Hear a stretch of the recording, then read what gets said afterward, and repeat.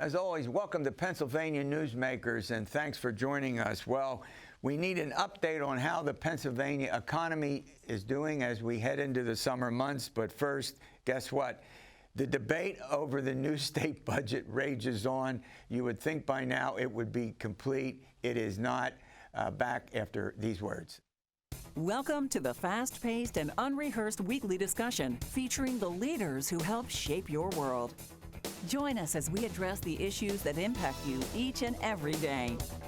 This is Pennsylvania Newsmakers. And now, here's your host, Terry Madonna. Well, we have a number of important topics to talk about, and we have two journalists to start off our discussion. Tom Lehman is the Capitol reporter with WGAL News 8, and Stephen Caruso is the Capitol reporter for Spotlight PA. So I think I know what you two folks do, right? You hang out in the state capitol covering Capitol News. Do I got that about right? Yeah, that sounds about right. All right, Stephen, I want to start with you.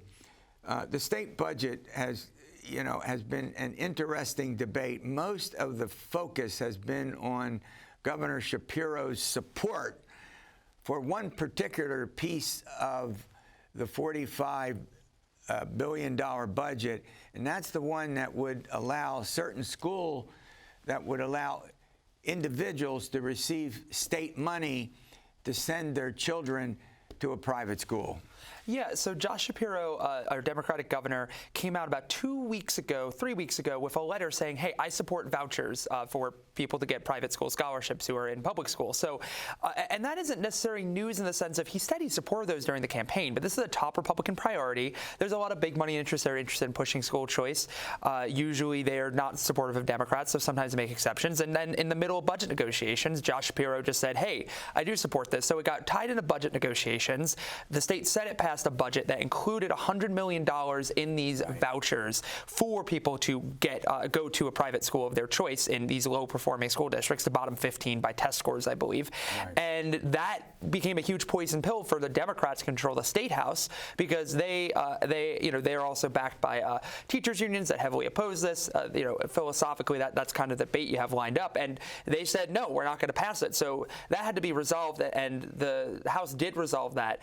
Last night, they managed to they passed a budget bill after Josh Shapiro promised in a turn after saying he supported these vouchers that he would veto the portion of the budget that was going to these vouchers. So that's the solution they've come to, but there's a lot of work still to be done to finish the rest of the budget. But the big question is, could Governor Shapiro get a state budget through the Democratic-controlled House of Representatives if he kept in and he continued to support the voucher idea? I think the answer probably, if you ask a lot of rank and file, is no. I think leadership had made it clear they weren't going to vote on that particular proposal. It was in an enabling legislation form, defeated in committee. So at this point, you look at what happened. You weren't going to see a budget bill get passed unless Josh Shapiro gave them an out in order to pass that budget, and that's exactly what he did by promising to use his line item veto. Right. So he gives them an out, but that creates a problem with the Republican-controlled Senate. Right. I mean, I'll be quite frank. Republicans have called this a betrayal. They've called it just about every nasty thing you could say, because ultimately, Josh Shapiro said, this is a policy I support. He made it clear during budget negotiations, I support this. Yeah. And then when it came to getting this budget to the finish line, he ended up in a situation where he said, I'm going to give Democrats a way to pass this budget. I'm going to go back and line item veto. Yeah. But what's fascinating is now, as we talk about this, it's not clear, but the Senate conceivably could not return to the place you hang out in, the state capitol, until September. Yeah, and that could be a huge rub on everything because there is some really key language that still needs to be passed. All they passed was like the bill saying, this is how much money we're putting to X, but there's more bills that just enable that spending, that say this is how you can spend it, this is the school district you can go to, this is how you divide the money out. There's also funding for the state-related universities, Pitt, Penn State, Temple, Lincoln. So all of that has to be done. And so, in other words, there's a variety of what we could call unfinished business. And let's run to a break. When we come back, I want to talk about that because those subjects are very important. Back in a moment. This broadcast of Pennsylvania Newsmakers is presented by the Pennsylvania Chamber of Business and Industry, the statewide voice of business, and by the Pennsylvania State Education Association, bringing the power of a great education to our schools, our students, and our communities.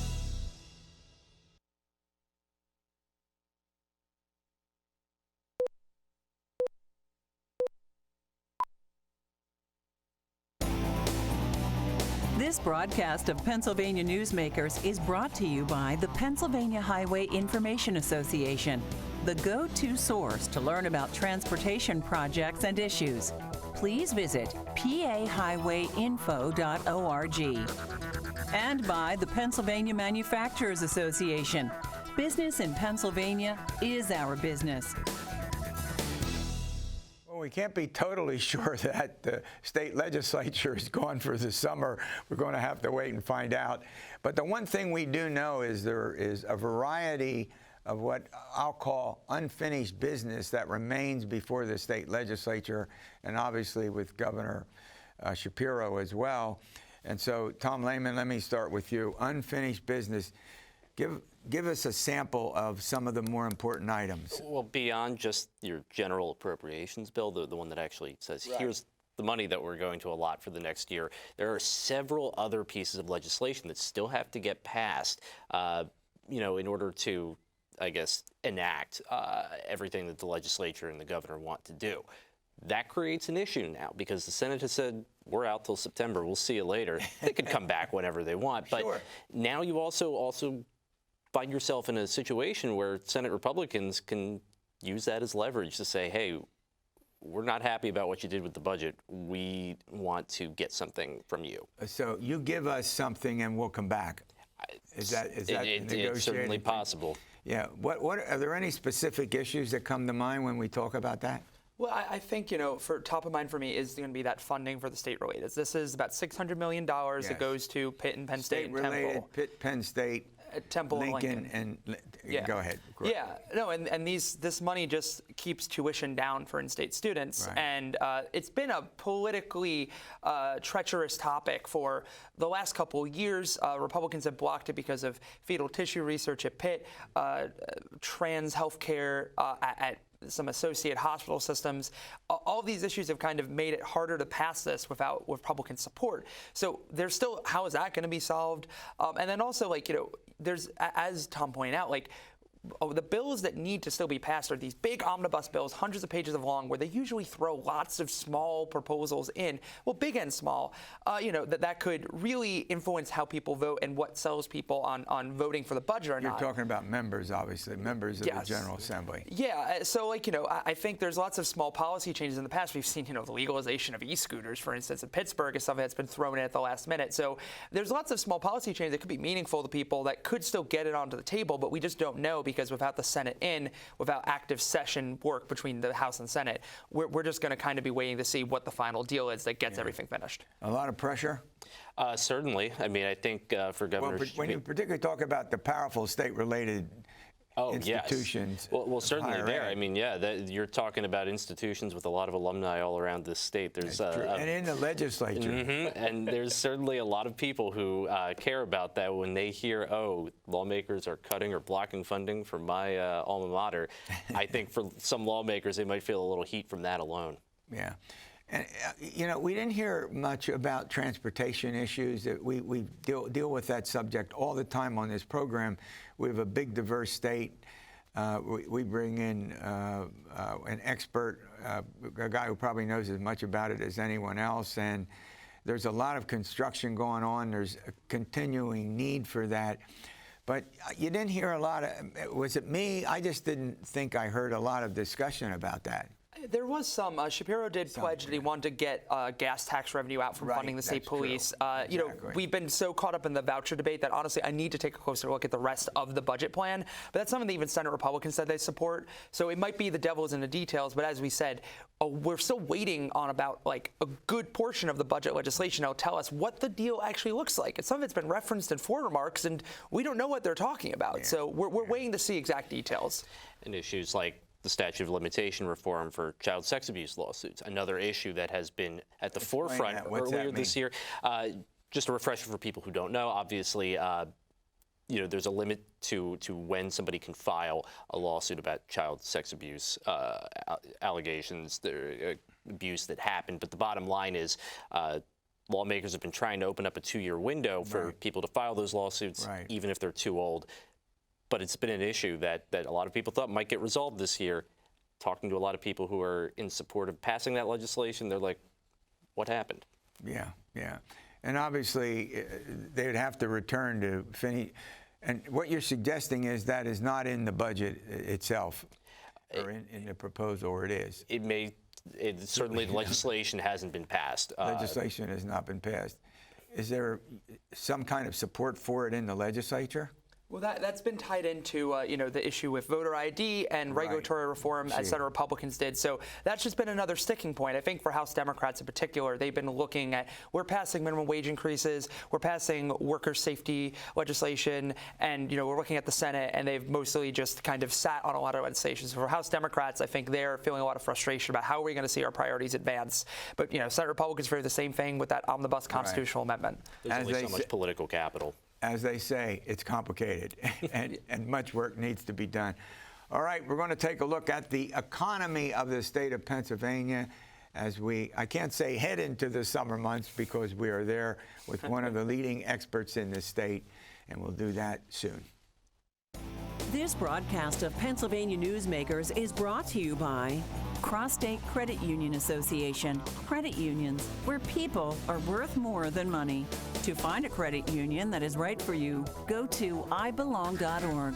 And by the Energy Association of Pennsylvania, Pennsylvania's energy information source.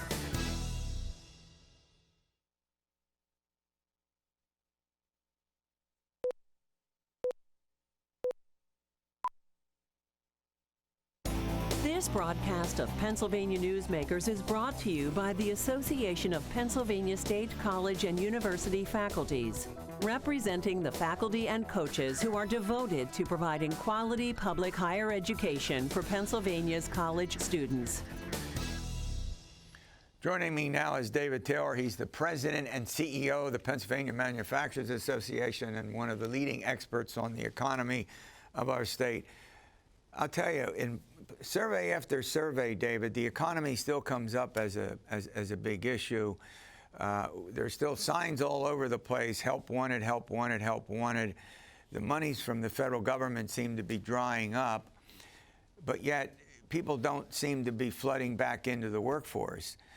But let's talk first of all about the general state of the economy in Pennsylvania. Yeah, I mean, we're pretty much where we have been for this last while, that we have unemployment standing at about 4%. Of course, that doesn't tell the whole story. It's the workforce participation rate. That's a great point. Is what really matters, and that our workforce participation rate is actually quite low. So that's the challenge of how do we get these people who are outside the workforce, how do we get them to re-engage in the economy so that we can, you know, benefit from their skills, but also so that they can prosper, that they can get paid.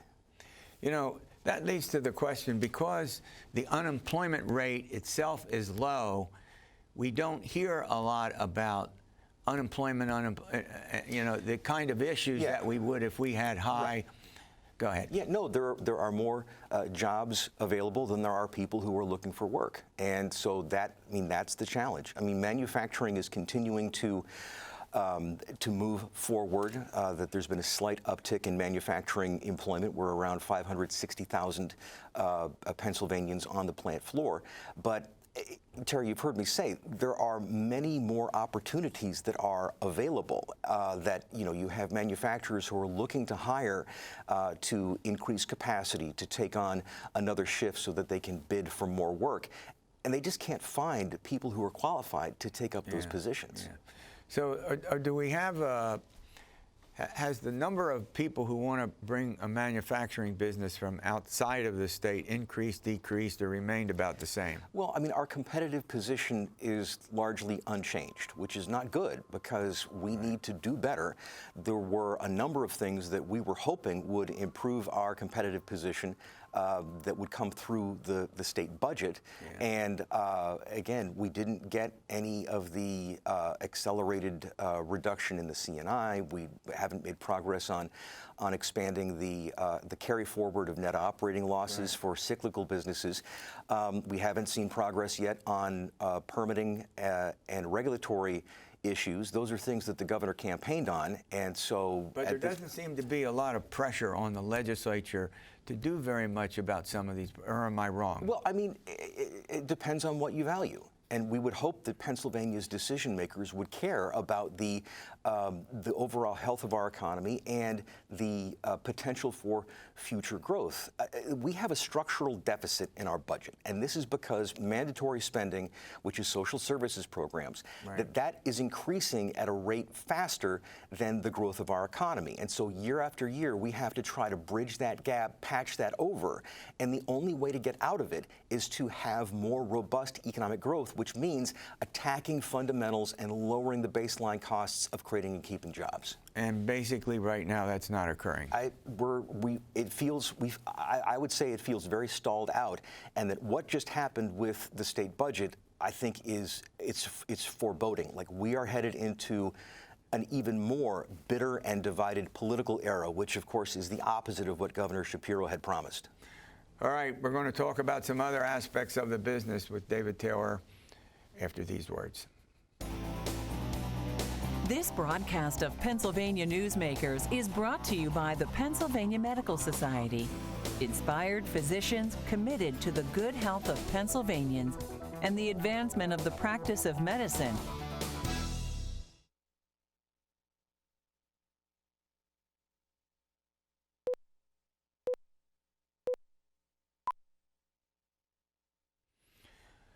All right, David Taylor, let's return to the budget, which we talked about in earlier segments. The fact of the matter is that there are big differences over the tuition voucher program of Governor Shapiro, Democrats and unions basically opposing it, the business community, and other leaders in the economy generally favoring it. And it's pretty divisive. Is that correct? I mean, what the governor has done with supporting that position in negotiations, that he would support the scholarship programs for students who are enrolled at the lowest 15% of performing Pennsylvania schools, the 15% worst performing schools in Pennsylvania, that this program would allow, through an education savings account, a lifeline scholarship to give those kids and their families the ability to go to a better school. And so the governor was on national television supporting this just a few days ago, and that he has gone back on his word.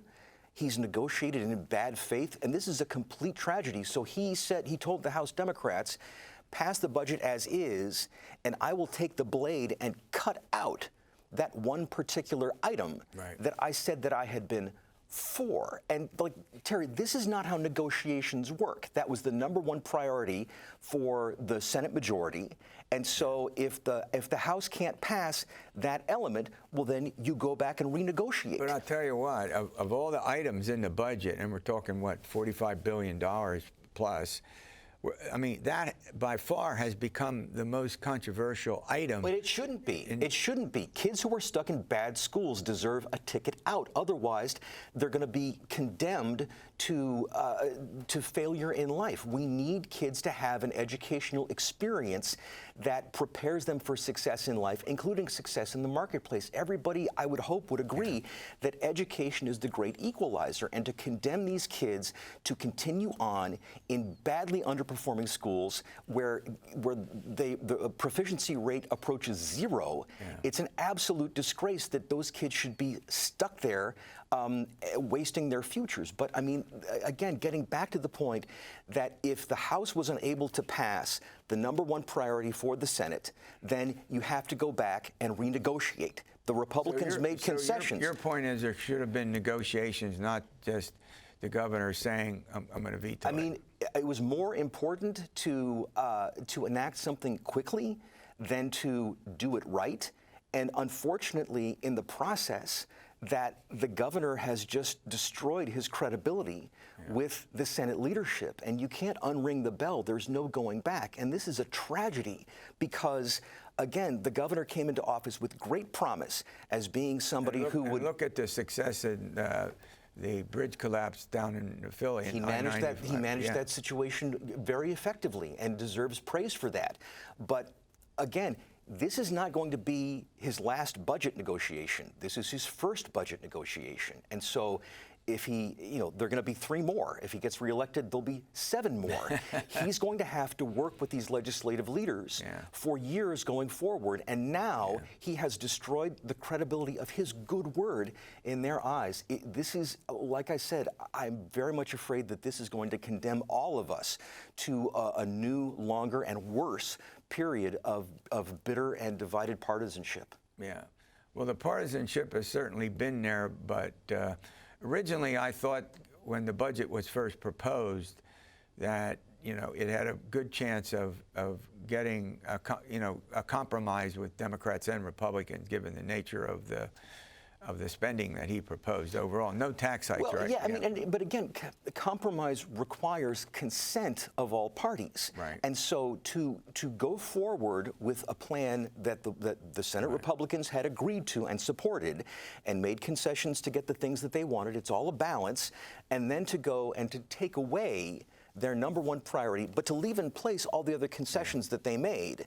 This is, I mean, people feel as though they have been double-crossed, and that is not something that is easily forgotten. Before I let you go, statute of limitations, which was talked about. So for victims of sexual abuse whose opportunity to sue, the time window has closed, that the only way that those people could go back and sue would be if a window was opened in the state constitution. Now, the constitutional amendment, it's got to pass the legislature in 2 consecutive sessions and be voted. And so the legislature did that, but because the Department of State and the Attorney General's office, which was supposed to supervise it, didn't advertise the amendment, that the process has to start over. So the Senate, the Pennsylvania Senate, they passed the constitutional amendment along with 2 other priorities that they wanted: to allow the people to vote on whether or not voter ID should be required, and to vote on expediting permits and engaging in regulatory reform. That was what the Senate sent over to the House. The House sent back the one thing that they wanted, and the Senate says, no deal. Like, we've voted on this before. This issue has been passed. They should have done it right the first time. All right, thanks for the update. All right, we will see you next week for another edition of Pennsylvania Newsmakers. And as always, stay well.